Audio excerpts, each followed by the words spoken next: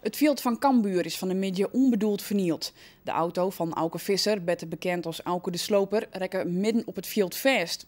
Het veld is nou ingrote zandbak omdat er nijwieke kunstgas online wordt. De keer rint zeker in de duizenden euro's. En Auke Visser zal dat bedrag naar alle gedachten betalen matten.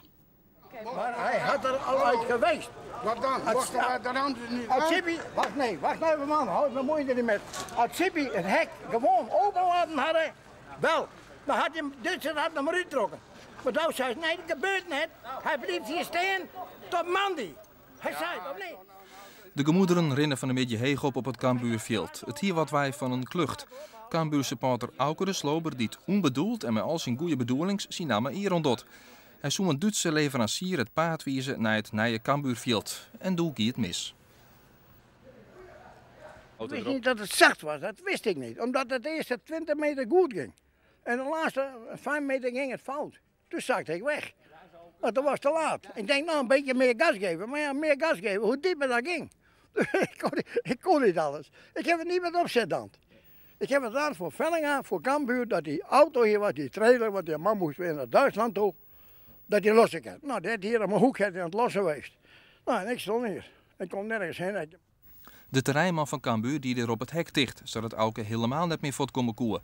En toen ontstond er wat trouwerij. Ik werd bedreigd door drie man van Cambuur. Nou, dan zag ik je hier laten, dat was geen auto. Dat zag ik even pakken. Dan moet je maar even.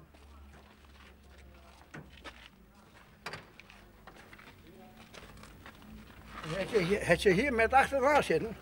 Maar toen wilden ze wel lopen, hè. Toen wilden ze wel lopen.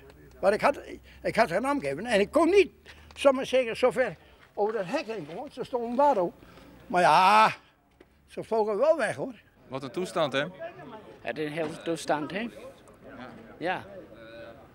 En mij hebben ook rennen van mijn zijde. Het geeft met je even aanbied, stek eigenlijk. Ik weet er niks van, jongens. Ik wil er niks van bij zeggen. De terreinman doet er het zwijend aan. Er komt hield het meer volk bij en mij toch tactisch ingrepen van de politie vallen er net meer klappen. Het veld zal van een pad op een nij egaliseerd worden matten en dat kost het zeker enkele duizenden euro's. Wat het onlezen van het kunstgasveld dat mandje uiteenzetten zoeken nog vertraging oprint is nog net al heel duidelijk en het totale skeerbedrag moet nog uitrekenen worden. Ja, hij gaat goed, hij gaat goed.